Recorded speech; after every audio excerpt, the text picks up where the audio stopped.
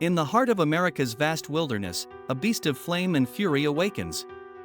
It's a force of nature so immense, so devastating, that it rewrites the very definition of wildfire.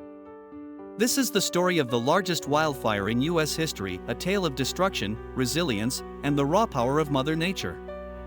Imagine standing at the edge of a forest, the air thick with smoke, the horizon ablaze with an inferno that stretches as far as the eye can see. The heat sears your skin, the roar of the flames drowns out all other sounds, and you realize you're witnessing history in the making. This isn't just any fire, this is the monster that would come to be known as the Great Fire of 1910, also called the Big Burn. The year is 1910, and the American West is a powder keg waiting to ignite. Decades of aggressive logging have left the forests littered with dry timber and debris. A severe drought has turned the landscape into a tinderbox. And as if nature itself was conspiring to create the perfect storm, hurricane-force winds are about to sweep across the region. The stage is set for a disaster of unprecedented proportions. It all begins on a scorching August day. Small fires, sparked by lightning and careless humans, are already burning across Idaho, Montana, and Washington. But these are just the opening acts. The main event is about to begin, and it will redefine our understanding of wildfires forever. On August 20th, a cold front moves in, bringing with it winds of up to 70 miles per hour. It's as if someone has thrown gasoline on a campfire. The small, scattered blazes suddenly explode into a massive firestorm. Trees become torches, entire hillsides ignite in seconds, and the fire creates its own weather system, complete with fire tornadoes that fling flaming debris miles ahead of the main blaze. The speed and ferocity of the fire are unlike anything anyone has ever seen. It devours acre after acre, leaping from treetop to treetop, creating a wall of flame that towers hundreds of feet into the sky. The heat is so intense that it melts rock and twists railroad tracks like pretzels. In some areas, the fire moves so fast that it outruns horses and trains, trapping those who thought they had time to escape. As the inferno rages, stories of heroism and tragedy begin to emerge. In the small town of Wallace, Idaho, a young forest ranger named Ed Pulaski becomes a legend. With the fire bearing down on the town, Pulaski leads a crew of 45 firefighters into an abandoned mine shaft. Using his hat to carry water from a seep in the mine, he keeps the men alive by holding them at gunpoint when panic threatens to overtake them. When they emerge the next day, they find Wallace reduced to ashes, but thanks to Pulaski's quick thinking, most of his crew survives. Not everyone is so fortunate. In another part of the fire, a crew of firefighters finds themselves trapped on a hillside. In a desperate bid for survival, they dig shallow trenches and cover themselves with wet blankets. As the fire roars over them, the heat is so intense that their blankets catch fire. Miraculously, some survive, but others are not so lucky. The fire rages for 2 days, consuming everything in its path. Towns vanish, forests are reduced to charred stumps, and the smoke is so thick that it blots out the sun as far away as New England. When it's finally over, the devastation is almost beyond comprehension. The numbers are staggering. In just 36 hours, the Great Fire of 1910 burns more than 3 million acres across Idaho, Montana, and Washington. That's an area roughly the size of Connecticut. 87 people lose their lives, entire towns are wiped off the map, and the landscape is forever changed. But the impact of the Big Burn goes far beyond the immediate destruction. This catastrophic event reshapes America's approach to forest management and firefighting for generations to come. In the wake of the disaster, the U.S. Forest Service, then a fledgling agency, gains new prominence and funding. The 10 a.m. policy is implemented, mandating that all fires be suppressed by 10 a.m. the day after they're reported. This aggressive fire suppression policy, while well-intentioned, will have far-reaching consequences. By preventing smaller, natural fires, it allows fuel to build up in the forests, setting the stage for even larger, more catastrophic fires in the future. It's a stark reminder that sometimes, in our efforts to control nature, we inadvertently create even greater dangers. The legacy of the 1910 fire extends into the present day. Modern firefighting techniques, equipment, and policies can all trace their roots back to the lessons learned from this catastrophic event. The Pulaski tool, a combination axe and hoe used by wildland firefighters, is named after Ed Pulaski, the hero of Wallace. The concept of fire shelters, those last resort protective cocoons carried by today's firefighters, evolved from the desperate measures taken by those who survived by burying themselves during the Big Burn. But perhaps the most profound impact of the 1910 fire is on our collective psyche. It fundamentally altered our relationship with wildfire and the natural world. The sheer scale of the destruction served as a wake-up call, forcing us to confront the awesome power of nature and our own limitations in the face of such forces. In the years since the Big Burn, we've seen other massive wildfires. The Yellowstone fires of 1988, the Cedar Fire in California in 2003, the Black Saturday bushfires in Australia in 2009. Each of these has left its mark on history. But none have quite matched the sheer scale and impact of the 1910 fire.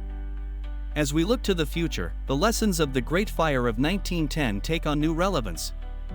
In an era of climate change, with longer, hotter summers and more frequent droughts, the conditions that led to the Big Burn are becoming increasingly common.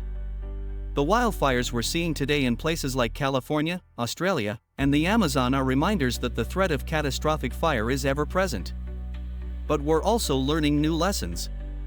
We're beginning to understand that fire, when managed properly, can be a natural and even beneficial part of many ecosystems. We're developing more sophisticated methods of predicting and managing wildfires. And we're starting to grapple with the complex interplay between human activity, climate change, and fire risk. The story of the largest wildfire in U.S. history is more than just a tale of destruction.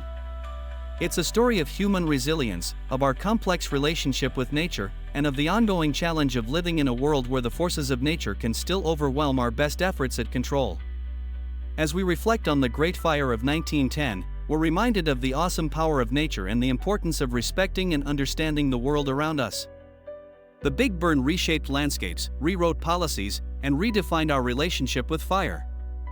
It's a chapter in American history that continues to influence us today, more than a century later. From the ashes of the 1910 fire, new forests have grown. The scars on the land have healed, though keen eyes can still spot the evidence of that cataclysmic event. It's a testament to the resilience of nature, and a reminder that even in the face of devastating destruction, life finds a way to renew itself.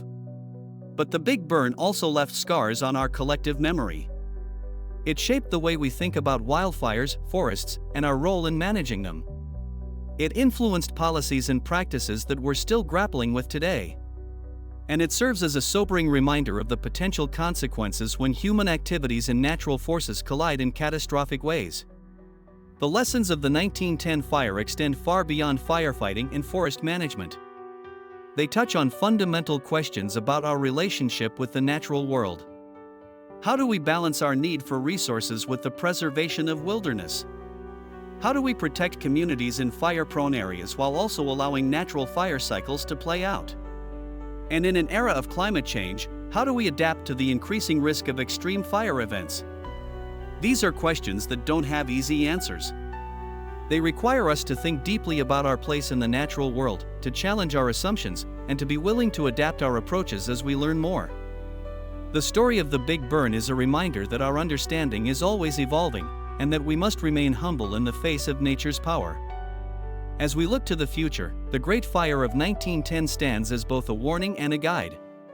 It warns us of the potential for catastrophe when we underestimate the forces of nature. But it also guides us towards a more nuanced, respectful relationship with the natural world. It reminds us that we are not separate from nature, but a part of it, and that our actions have consequences that can echo through generations. The legacy of the 1910 fire lives on in the policies we make, the tools we use, and the stories we tell. It lives on in the forests that have regrown, in the communities that rebuilt, and in the ongoing work of those who study and manage wildfires. It's a testament to human resilience, to the power of learning from our experiences, and to the enduring influence of a single, catastrophic event. As we face the challenges of the 21st century, climate change, habitat loss, and the increasing encroachment of human development into wildland areas, the lessons of the Big Burn are more relevant than ever. They remind us of the importance of respect for nature, of the need for sustainable practices, and of the potential consequences when we ignore the delicate balance of the natural world. The story of the largest wildfire in U.S. history is not just a tale of the past. It's a living legacy that continues to shape our present and inform our future. It's a reminder of our vulnerability, our resilience, and our ongoing responsibility to learn, adapt, and coexist with the natural world around us. As we conclude this journey through the history and impact of the Great Fire of 1910, we're left with a profound sense of awe at the power of nature, at the resilience of life, and at the enduring impact of a single event on the course of history. The Big Burn reshaped landscapes, policies, and perspectives. It challenged our understanding of fire, forests, and our place in the natural world. And its lessons continue to resonate more than a century later. But this story doesn't end here. It continues with each new fire season, with each policy decision, with each step we take towards a more sustainable relationship with our environment. And it continues with you, the viewers who have joined us on this journey through time and fire. We invite you to carry these lessons forward, to continue learning, questioning, and engaging with the complex issues surrounding wildfires and environmental management. Subscribe to our channel to join us on more journeys through history, science, and the natural world. Your engagement helps us continue to explore these important stories and share them with a wider audience. Thank you for being part of this exploration of the largest wildfire in U.S. history. Your interest and curiosity drive us to keep digging deeper, to keep asking questions, and to keep sharing these stories that shape our world.